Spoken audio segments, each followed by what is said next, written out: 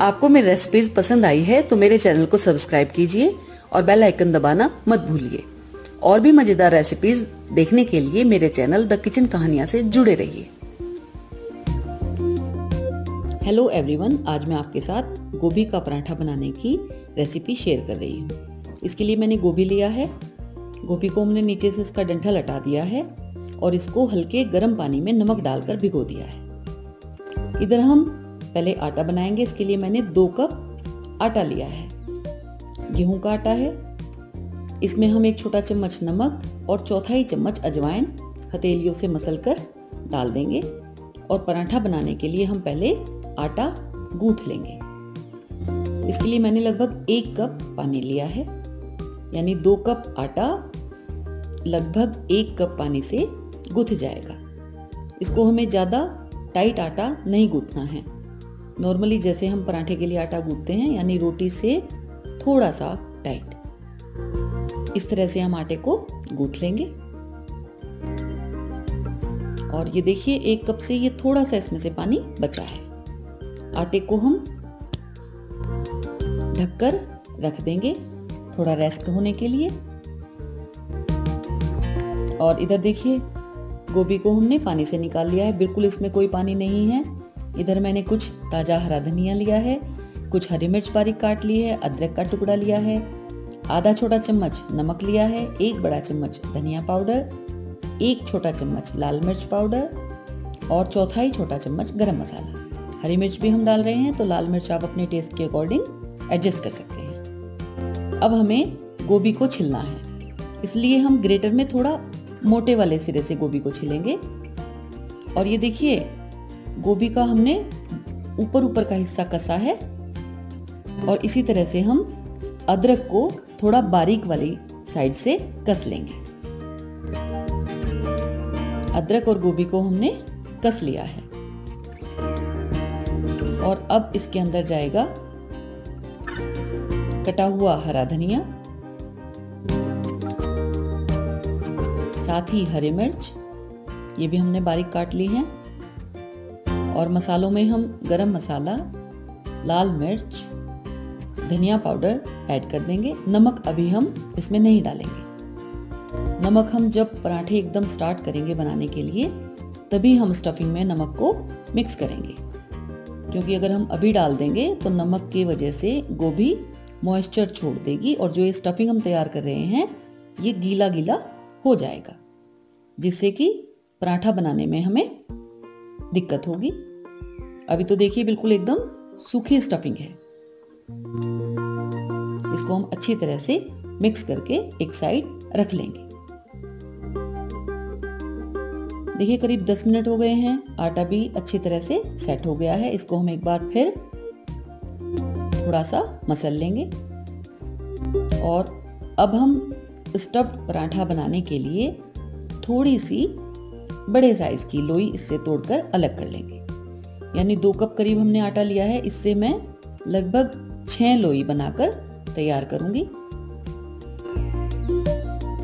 हमें थोड़ा सा मीडियम साइज की, यानी थोड़ा जो हम रोटी बनाते हैं उससे थोड़ी सी हल्की सी मोटी हम लोई तैयार करेंगे, जिससे कि जब हम स्टफिंग भरेंगे तो पराठा अच्छी तरह से बनकर तैयार हो जाएगा। देखिए आटे को मैंने 6 इक्वल हिस्सों में बांट लिया है। ये नॉर्मल गेहूं का आटा है और ये मैंने थोड़ा सूखा आटा लिया है। इसे हम हल्का सा आटा इस पर डस्ट कर देंगे और अब हम पराठा बनाना शुरू करेंगे। अब हम स्टफिंग में नमक को ऐड कर देंगे। नमक हमने आटे में भी ऐड किया है, 1 छोटा चम्मच, और यहाँ मैं स्टफिंग में थोड़ा नमक डाल रही हूँ। आप अपने टेस्ट के अकॉर्डिंग नमक को एडजस्ट कर सकते हैं। अब देखिए एक हम लोई लेंगे, उसको सूखे आटे में अच्छी तरह से लपेट लेंगे और उसके लिए थोड़ा सा अब हम इसको बेल लेंगे। बेलने के बाद इसके किनारों को हम हल्का पतला करेंगे, यानी बीच का हिस्सा हम थोड़ा मोटा रहने देंगे और किनारों को हम हल्का हल्का पतला कर लेंगे। ऐसा करने से जब हम किनारे सभी इकट्ठा करके मोड़ेंगे तो वो ठीक से सेट हो जाएंगे। अब हम इसमें बीच में स्टफिंग रखेंगे। 1 बड़ा चम्मच मैंने स्टफिंग को इसमें रखा है और इस तरह से इसको पोटली की शेप में बिल्कुल एकदम चारों तरफ से सील कर लेंगे। एक्स्ट्रा जो होगा थोड़ा सा उसको हम हटा देंगे और अच्छी तरह से इसको हम सील कर लेंगे। और इस तरह से हथेलियों से एक बार इसको थपथपा जरूर दें, जिससे कि जो हमने इसके अंदर स्टफ किया है वो चारों तरफ अच्छी तरह फैल जाए। और इसी तरह हम दूसरी लोई लेंगे और उसको बेलकर किनारों को हम पतला कर लेंगे। बीच में जो हमने गोभी कसकर स्टफिंग तैयार की है उसको रख लेंगे और फिर इसी तरह किनारों को हम चारों तरफ से मोड़ते हुए सील कर लेंगे। अच्छी तरह से हम इसको सील कर लें, जिससे कि स्टफिंग बिल्कुल भी कहीं से बाहर ना निकले। गोल करें, एक्स्ट्रा आटा जो आया है उसको हम हटा दें और इस तरह से देखिए ये मैंने लोई को तैयार कर लिया है।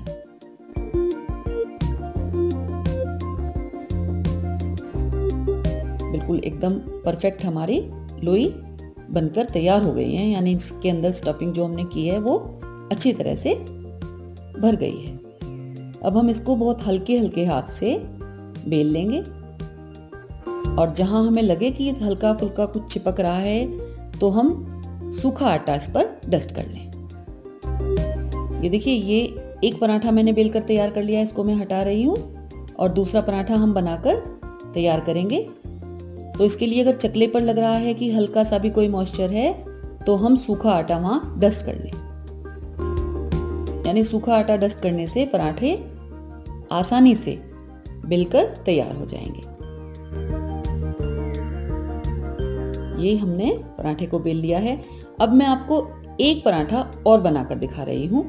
देखिए, इस तरह से ही हम लोई लेंगे, उसको फैला लेंगे, किनारों को पतला करेंगे और स्टफिंग अब हम इसमें डालेंगे तो नमक डालने की वजह से स्टफिंग जो है वो हल्का हल्का गीला होना शुरू हो गया है।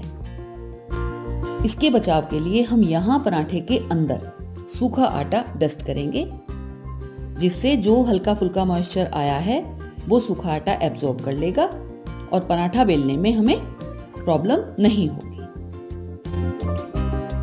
जब भी आपको लगे कि स्टफिंग हल्का गीला हो गया है तो आप स्टफिंग के अंदर भी आप सूखा आटा मिला सकते हैं, या इस तरह से आप पराठे पर स्टफिंग डालें और हल्का सा सूखा आटा उसके ऊपर छिड़क लें और उसके बाद आसानी से पराठा बेलकर तैयार हो जाएगा। अब हम पराठा सेकने की तैयारी करते हैं। इसके लिए मैंने नॉन स्टिक पैन लिया है। इस नॉन स्टिक तवे पर हम पराठे को डाल देंगे, अच्छी तरह से उसको अलट पलट लेंगे और जब लगे हल्का हल्का ब्राउन होना शुरू हो गया है उसके बाद हम इस पर ऑयल या देसी घी, आप जो भी लगाना चाहें वो हल्का सा लगाकर और पराठे को थोड़ी मीडियम आंच पर सेकें। अच्छी तरह दबा दबाकर हर तरफ से इसको सेक लें। बढ़िया हमें एकदम करारा पराठा बनाकर तैयार करना है। और ये देखिए, आप गोभी का स्टफ्ड पराठा सिक कर तैयार हो गया है। और सेम इसी प्रोसेस से हम बाकी पराठों को भी सेक लेंगे। मैंने नॉन स्टिक तवा लिया है, आप इसकी जगह भारी तली का लोहे का तवा भी यूज कर सकते हैं। बस आंच मीडियम रखें और उसको अलट पलट कर दोनों साइड से अच्छी तरह से सेक लें। और इस तरह से ये हमारे गोभी के स्टफ्ड पराठे बनकर तैयार हो गए हैं। मैंने सभी पराठों को अच्छी तरह से सेक लिया है। ये देखिए, ये भी बहुत बढ़िया तरह से सिक गया है।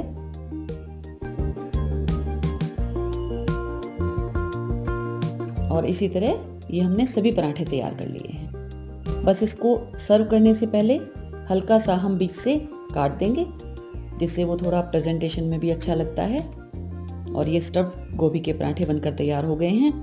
इसको आप चटनी, अचार या बटर के साथ भी खा सकते हैं। इसको आप एंजॉय कीजिए और ये रेसिपी आपको अच्छी लगे तो शेयर भी कीजिए और लाइक भी दीजिए और हाँ, यदि अब तक आपने सब्सक्राइब ना किया हो तो मेरा चैनल सब्सक्राइब भी जरूर करें। Thank you.